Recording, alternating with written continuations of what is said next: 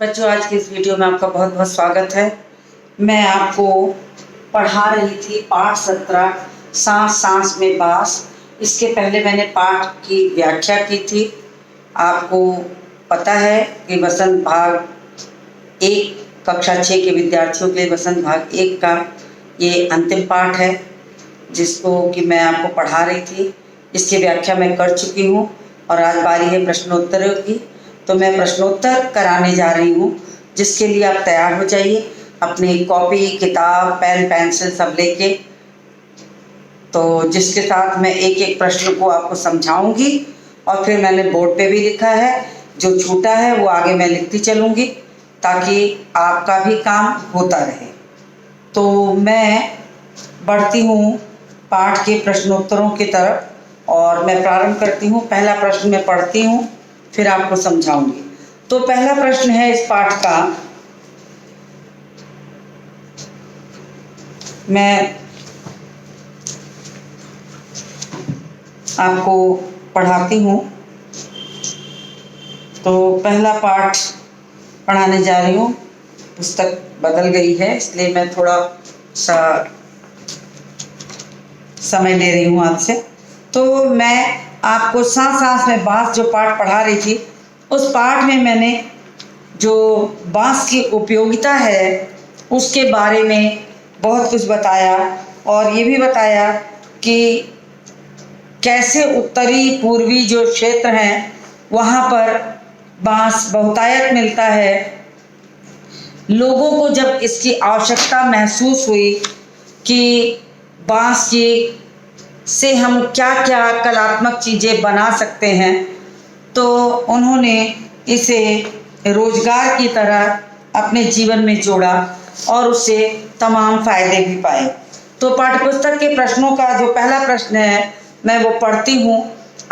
मैं थोड़ा किनारे हूँ, इसीलिए कि आप उसे अच्छी तरह से देख लीजिए, अच्छी तरह से लिखिए, कोई भी चीज़ आपसे छूटी न रहे।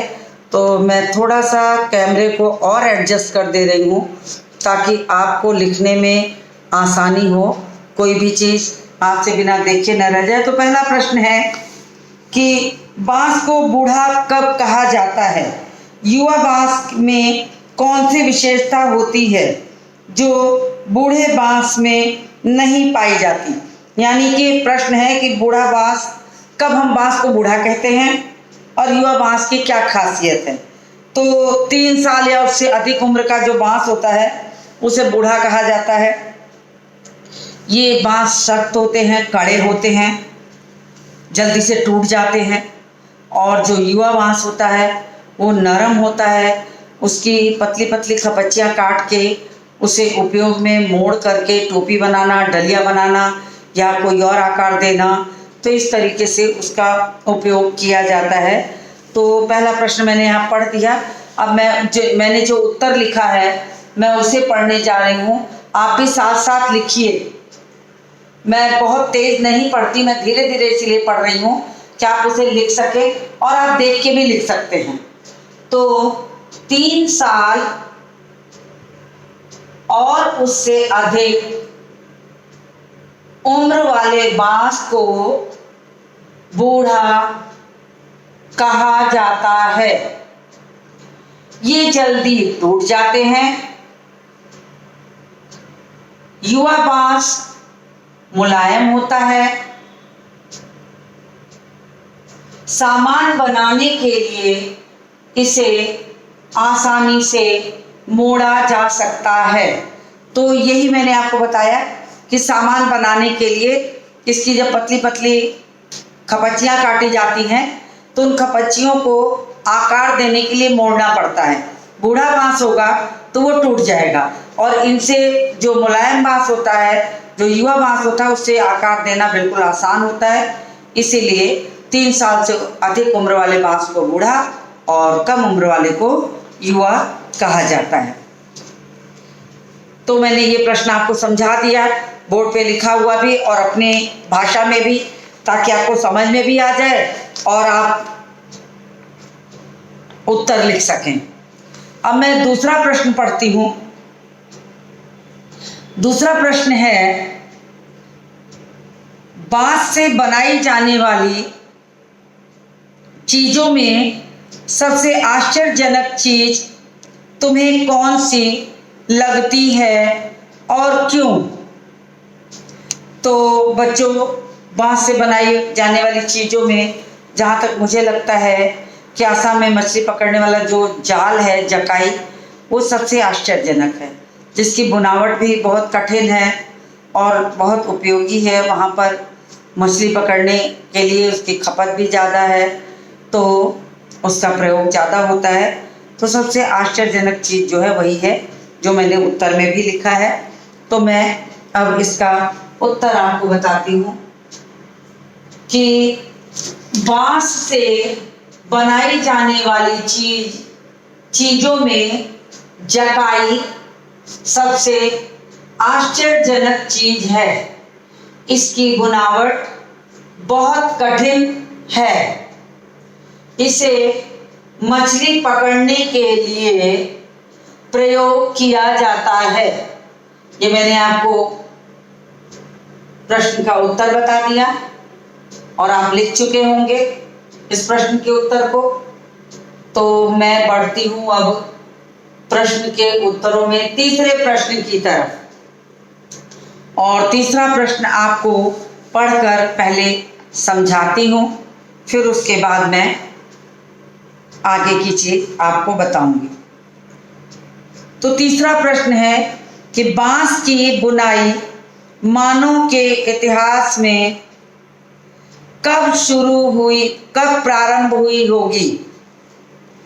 तो मैंने पाठ को पढ़ाते समय आपसे कहा था कि आवश्यकता आविष्कार की जननी है। जब हमें किसी चीज़ की आवश्यकता होती है तब हम उस चीज़ की खोज कर लेते हैं। जैसे हमारी आवश्यकताएं बदलती गई, जैसे हमें अन्य प्रकार की चीज़ों की आवश्यकता लगती गई, हमने एक नई नई खोज करते हुए आज हम तकनीकी विज्ञान तक, यहाँ तक इतना जान गए हैं कि आज घर बैठे हुए हम और आप पढ़ाई कर रहे हैं। तो जो चीज़ें जिसको हम, जब हमें आवश्यकता लगेगी तभी हम उस चीज़ को सीख पाते हैं। तो बांस की उपयोगिता या बांस से कलात्मक वस्तुएं बनाने की बात अगर करें तो जब उन्हें आवश्यकता लगी कि घूम घूम कर अनाज इकट्ठा करते थे, तो उन्हें लगा कि कोई ऐसा पात्र, बर्तन या दलिया नुमा कोई चीज़ होती जिसमें वो आसानी से थोड़ा सामान इकट्ठा कर लेते, फिर उसको प्रयोग में लाते। तो ऐसी चीज़, तो उन्हें लगा तो उन्होंने उसकी कोशिश की। यही चीज़ें उत्तरों में लिखी जाएंगी। तो मैं उत्तर की ओर बढ़ती हूँ और उत्तर की ओर बढ़ते हुए आपको बताती हूँ कि इसमें क्या लिखा जाएगा। बांस की बुनाई उस समय शुरू हुई जब मानव ने हाथ से कलात्मक चीजें बनाना शुरू किया। मैं फिर से पढ़ती हूँ। बांस की बुनाई उस समय शुरू हुई, ध्यान से देखिएगा, बांस की बुनाई उस समय शुरू हुई जब मानव ने हाथ से कलात्मक चीजें बनाना शुरू किया।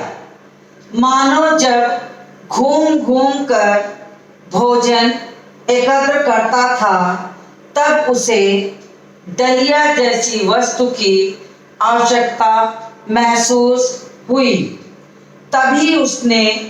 तभी से उसने बांस से अनोखा प्रयास करके चीजें बनाई।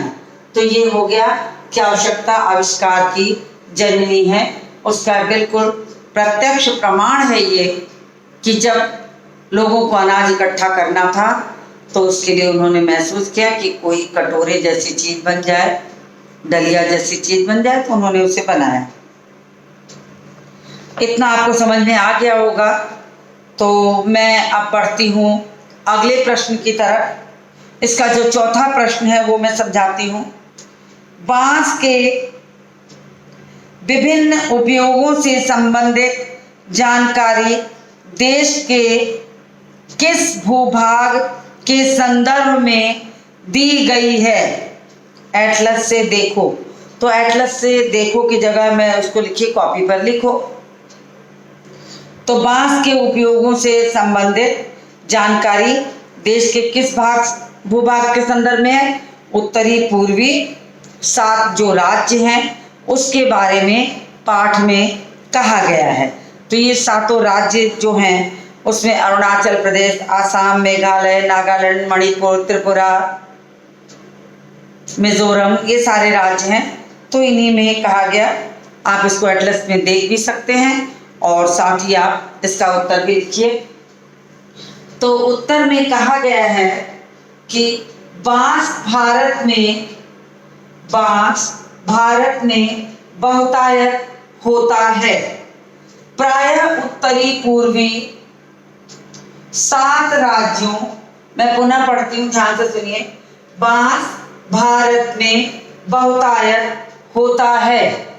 प्रायः उत्तरी पूर्वी 7 राज्यों में, 7 राज्य जो उसको मैंने लिख दिया है, अरुणाचल प्रदेश, असम, मेघालय, नागालैंड, मिजोरम, मणिपुर, त्रिपुरा में ये सबसे ज्यादा होता है। तो बच्चों आप इसे एटलस में देख भी लीजिए। मैंने लिखवा इसलिए दिया कि आपको जानकारी हो जानी चाहिए। तो मैंने यहाँ तक आपके जो शुरू में निबंध से जो पहला अंश होता है वो मैंने प्रश्न उत्तर आपको करा दिए निबंध से वाले। अब मैं बढ़ती हूँ निबंध से आगे। तो निबंध से आगे का जो प्रश्न है वो मैं पढ़ के आपको समझाती हूँ। पहला प्रश्न है इसका, बांस के कई उपयोग इस पाठ में बताए गए हैं, लेकिन बांस के उपयोग का दायरा बहुत बड़ा है। नीचे दिए गए शब्दों की मदद से तुम इस दायरे को पहचान सकते हो। अब जैसे यहाँ दिया है संगीत का दायरा बताइए, मच्छर, फर्नीचर, प्रकाशन और एक नया संदर्भ। तो बच्चों वैसे तो मैंने यहाँ थोड़ा लिख दिया है, आप उसके बाद भी जानते होंगे। तो संगीत के क्षेत्र में अगर बात करें तो इससे बांसुरी बनाई जाती है, और मच्छर के क्षेत्र में बात करें तो मच्छरदानी के लिए जिस डंडे का हम प्रयोग करते हैं वो बांस की खपच्चियों को काट करके ही उसमें किनारा काट के धागा बांधने की जगह बना के किया जाता है। तो मच्छरदानी के लिए भी इसका उपयोग हो जाता है। फर्नीचर की बात करें तो फर्नीचर यानी बांस बेच के कुर्सी, मेज, डलिया, टोकरी वगैरह बनती है। प्रकाशन की बात करें तो इससे कागज बनता है। और एक नया संदर्भ है, तो नए संदर्भ में यदि देखें तो तमाम तरह के खिलौने, बर्तन, सजावट के सामान, मकानों में इसका उपयोग। तो ये यहाँ पर कहा गया है कि इसमें बहुत तरह के उपयोग होते हैं। अब मैं आगे बढ़ती हूँ और आगे के प्रश्न को आपको समझाती हूँ। उसको आप देखिए। इस पाठ का जो दूसरा प्रश्न है वो है, इस लेख में दैनिक उपयोग की चीजें बनाने के लिए बांस का उल्लेख प्राकृतिक संसाधन के रूप में हुआ है। नीचे दिए गए प्राकृतिक संसाधनों से दैनिक उपयोग की कौन कौन सी वस्तुएं बनाई जा सकती हैं। अब चमड़े से तो बहुत सारी चीज़ें बनती हैं। चमड़े का व्यापार बहुत बड़ा है। जूता, बेल्ट, बैग, अटैची, बहुत सारी ऐसी चीज़ें जो बनती हैं। घास के तिनके से खिलौने बनते हैं। घास के तिनकों को सुखाकर ईंधन बनाया जाता है और चटाई बनती है, खिलौने बनते हैं, टोकरियाँ बनाई जा सकती हैं, घोंसले बनाए जा सकते हैं किसी चीज़ को चिपका करके। फिर उसके बाद कहा पेड़ की छाल से क्या क्या बनता है? कागज बनता है। पेड़ की टहनियों से अगरबत्ती की लकड़ी बनती है और पेड़ की छाल से कुछ हद तक यदि देखा जाए तो केले के पत्ते जैसे छालों से तमाम कपड़े भी बनाए जाते हैं। फिर इसके बाद है गोबर। गोबर से उपले बनते हैं, घर के लिपाई पुताई होती है, खाद तो बनता ही बनता है। तो और मिट्टी की बात करें तो मिट्टी से भी का भी बहुत उपयोग है।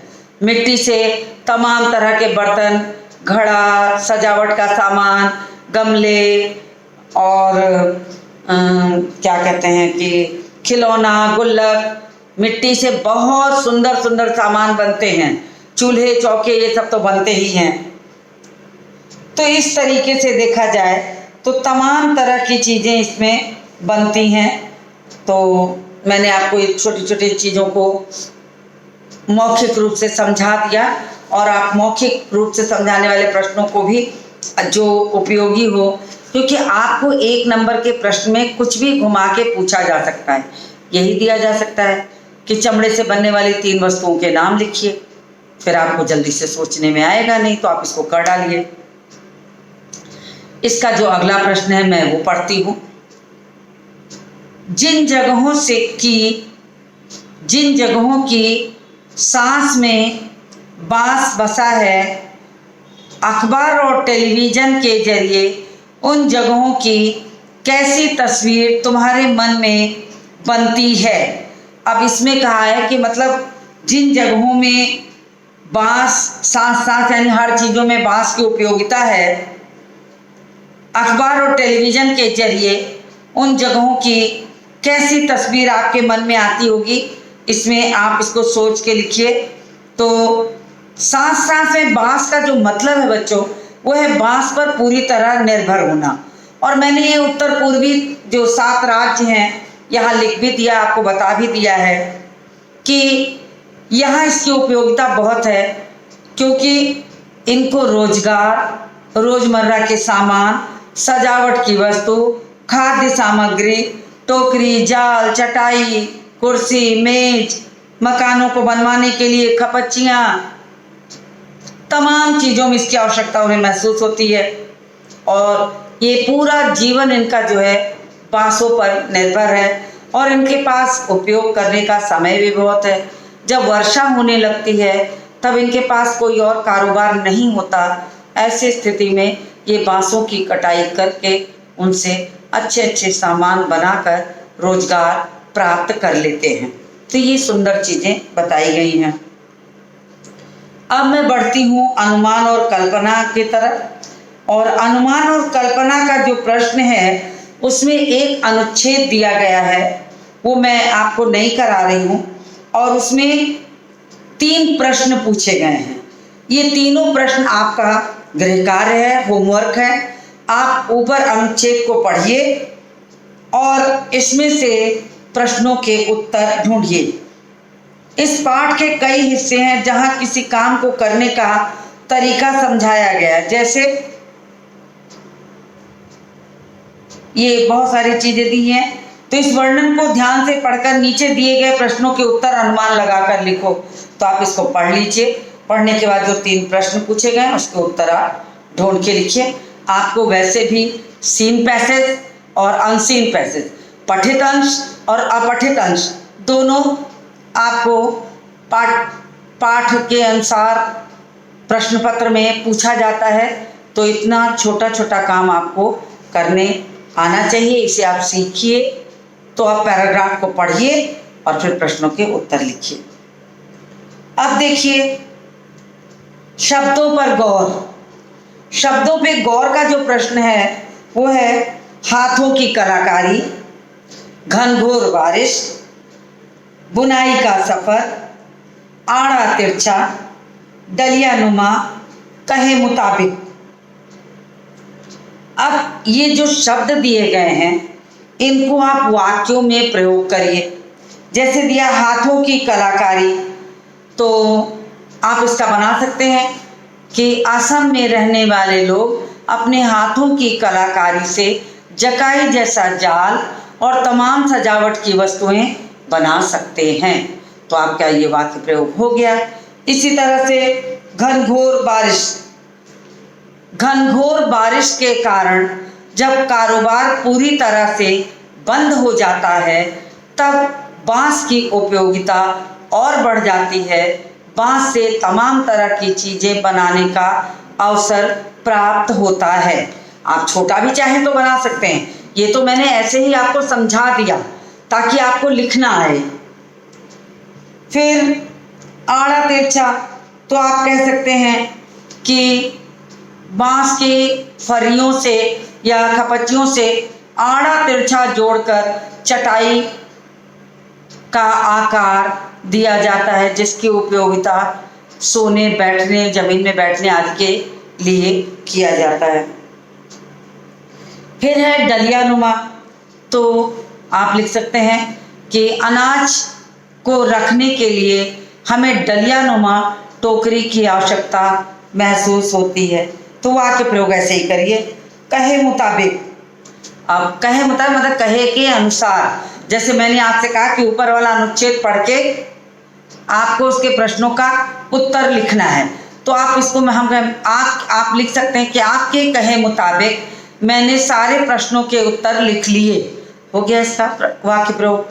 तो मैंने आपको सभी का वाक्य प्रयोग मौखिक रूप से समझा दिया है। अब आप इसको अपने शब्दों में सुनकर लिखिए।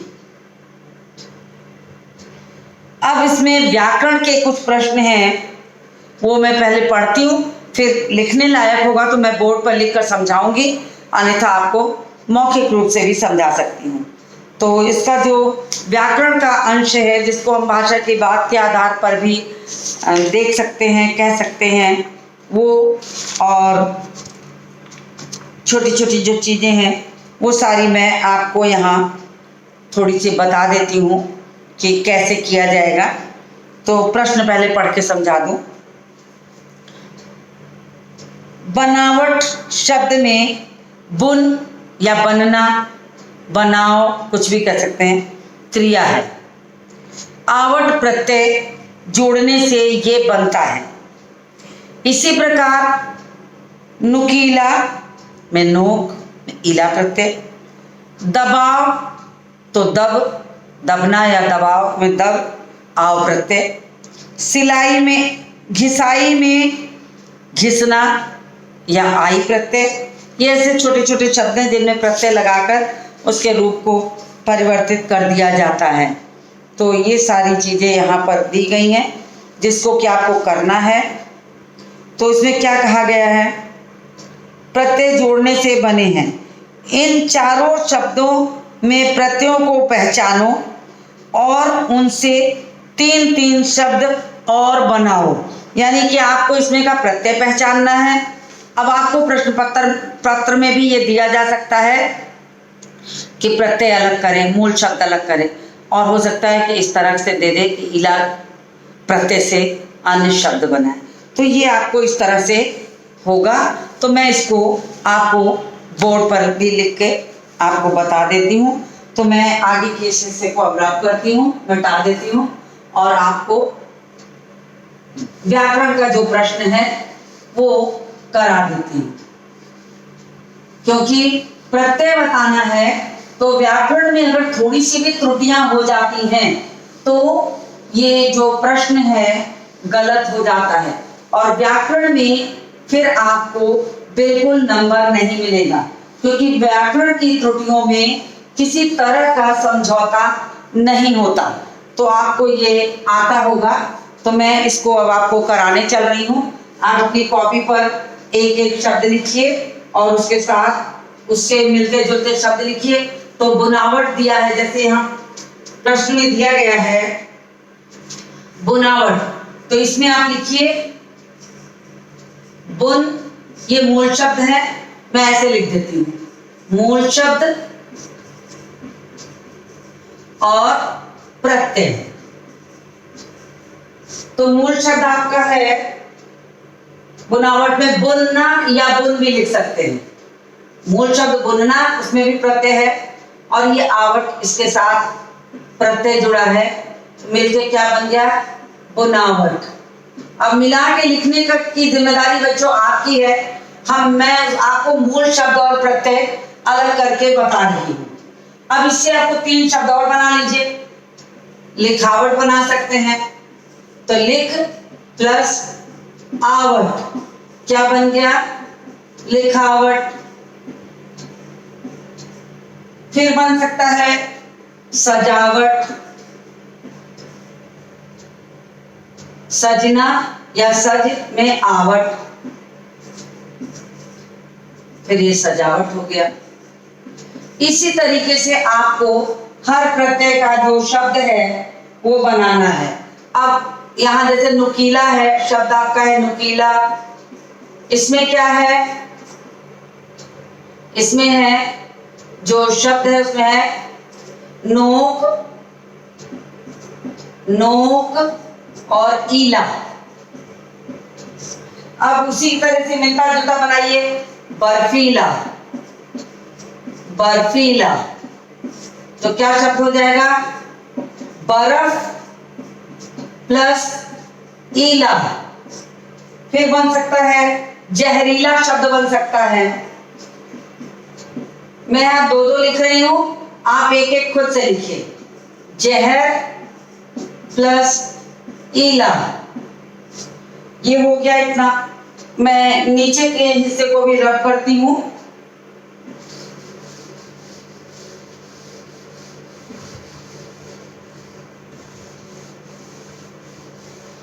और फिर आपको आगे का लिख देती हूं। तो मैंने नुकीला के साथ दो लिखा है, बुनावट का एक एक आप खुद से लिखिए। और फिर उसके बाद दबाव शब्द है, तो दबाव शब्द में क्या है? दबाव में हो जाएगा, दब आपका मूल शब्द है, आओ इसका जो है प्रत्यय है, तो इसके साथ बनाइए बहाव बना दीजिए। बहाव में बह आपका मूल शब्द है, आओ आपका प्रत्यय है। आप ठहराव बना सकते हैं, ठहरना आपका शब्द है, ठहर और आओ आपका प्रत्यय है। तो इस तरीके से आप शब्द बनाइए। इसके बाद है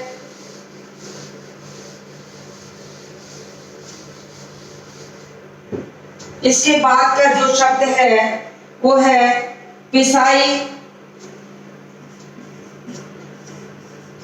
पिसाई में क्या है? पिसना, पिस जो है आपका शब्द है, मूल शब्द है, और आई आपका प्रत्यय है। अब इसी तरह आप बना दीजिए घिसाई। घिसाई में घिसना, घिस जो है आपका मूल शब्द है, आई आपका प्रत्यय है। इसी तरह से आप बना दीजिए सफाई। तो साफ आपका मूल शब्द है, आई आपका प्रत्यय है। तो बन गया सफाई। तो इतनी बातें मैंने आपको समझा दी। अब इसी तरह से मैंने यहाँ पर एक एक शब्द आपको छोड़ दिया है करने के लिए कि 3 मैंने लिखा है, एक इसमें आप जोड़कर खुद से लिखिए तो आपको आ जाएगा। फिर उसके बाद का जो शब्द है वो मैं आपको समझा देती हूँ कि उसमें क्या करना है। इसके बाद का जो शब्द है, नीचे पाठ से कुछ वाक्य दिए गए हैं, वहाँ बांस की चीज़ें बनाने का चलन भी खूब है। हम यहाँ बांस की 1-2 चीज़ों का ही जिक्र कर पाए हैं। मसलन आसन जैसी छोटी चीज़ें बनाने के लिए बांस को हर एक गठान से काटा जाता है। आखिरी है घ वाला, खपच्चियों से तरह तरह की टोपियाँ भी बनाई जाती हैं। तो इसमें प्रश्न में करना क्या है? रेखांकित शब्दों को ध्यान में रखते हुए इन बातों को अलग ढंग से लिखो, यानी आप इनको दूसरे सेंटेंस में लिखिए। वाक्य का प्रयोग जो है उसको थोड़ा परिवर्तित करके लिखिए। जैसे लिखा है, वहाँ बांस की चीज़ें बनाने का चलन भी खूब है, तो आप लिख दीजिए वहाँ बांस की चीज़ें बहुत बनती हैं, तो आप ऐसे लिख दीजिए। तो आपको इस वाक्य का स्वरूप परिवर्तित करना है। दूसरा है, जैसे हम यहाँ बांस की 1-2 चीज़ों का ही जिक्र कर पाए, तो आप ये लिख सकते हैं कि हमने यहाँ पर आपको बांस की 1-2 चीज़ों का उदाहरण दिया। इस तरह से आप उसी बात को किसी दूसरी तरह से कहकर लिख सकते हैं। तो 4 वाक्यों में से 2 मैंने आपको बताया, 2 आप खुद से करें। इसके बाद जो पाठ में तीसरा प्रश्न है वो है तर्जनी हाथ की किस अंगुली को कहते हैं? बाकी उंगलियों को क्या कहते हैं? सभी उंगलियों के नाम अपनी भाषा में पता करो और अपने शिक्षक को बताओ। तो बच्चों, आपको हम बता दें कि ये आप एक काम करिएगा, अपनी कॉपी पर अपने हाथ के पंजे को रखकर पेंसिल से एक निशान बना दीजिए। कैसे? जैसे मैं यहाँ बता रही हूँ, तो मैं आपको यहाँ करके बता दे रही हूँ कि जैसे आपने अपने हाथ की उंगली को रखकर ऐसे एक निशान बना दिया और निशान बना के आपने यहाँ पर, अब आप इसमें लिखिए कि तर्जनी किसको कहते हैं, मध्यमा किसको कहते हैं, अनामिका किसको कहते हैं, कनिष्का किसको कहते हैं, और अंगूठे के लिए जो है वो यहाँ पर अंगूठे को भी क्या कहते हैं, तो अंगुष्ठा। तो आप इसमें लिखिए, जैसे यहाँ लिखिएगा ऐसे लाइन खींच के कि ये अंगूठा है, ये तर्जनी है, ये मध्यमा है, ये अनामिका है, ये कनिष्का है। तो आप इस तरीके से अपने कॉपी पर हाथ के पंजे को रखकर निशान बनाइए और उसमें पहचान के सारी चीजें लिखिए। आप इसके बीच में यहाँ लिख सकते हैं, ऐसे भी लिख सकते हैं। आप चाहें तो देखिए, एक मैं लिख के दिखा देती हूँ तब आपको समझ में आ जाएगा। जैसे आप यहाँ पेन से अपने लिखिए अंगुष्ठा, फिर लिखेंगे ऐसे तर्जनी। तो मैंने आपको हिंट थोड़ी सी कर दी है, आप इसको अपने तरीके से बना के, बाकी उंगलियों को भी मैंने बता ही दिया है। ये बीच वाले को मध्यमा कहते हैं, या अनामिका है, या कनिष्का है, तो छोटी उंगली को। तो इस तरीके से आप इसको बना के अपनी कॉपी पर लिखिए, ये भी आपका एक एक्टिविटी है। तो मैंने आपको सारी चीजें बता दी। अब इस पाठ में जो चीजें हैं वो आप खुद से भी कर सकते हैं। मैंने उंगलियों के नाम भी आपको बता दिए और साथ में जो पाठ के अंत में दिया है, इन्हें पहचान कर सही क्रम में लिखो, सही क्रम में लिखो। तो आप क्रम यहाँ से शुरू करिएगा। 1 नंबर पे इसको लिखिएगा, 2 नंबर पे ये लिख सकते हैं, 3 पे ये लिखिए, 4 पर ये लिखिए और 5 पर ये लिखिए। तो इस तरीके से आप इसको अपनी कॉपी पर बना के करिएगा, तो आपको याद भी हो जाएगा और कभी कोई कठिनाई नहीं होगी। तो इसके साथ ही कक्षा 6 की वसंत भाग 1 के जितने पाठ हैं वो मैंने आपको पढ़ा दिए। किसी भी पाठ का प्रश्न उत्तर अगर आपका छूटा हो तो आप वीडियो देखकर उससे अपने पाठों को पूरा कर लीजिए और जल्दी पूरा कर लीजिए, ताकि मैं आपको अगला कोई पाठ पढ़ाऊं या व्याकरण पढ़ाऊं तो आपको अच्छी तरह समझ में आए। तो आज मैं इस वीडियो को ही समाप्त करती हूं। किसी नए पाठ के साथ पुनः आपसे मिलती हूं अगले वीडियो में।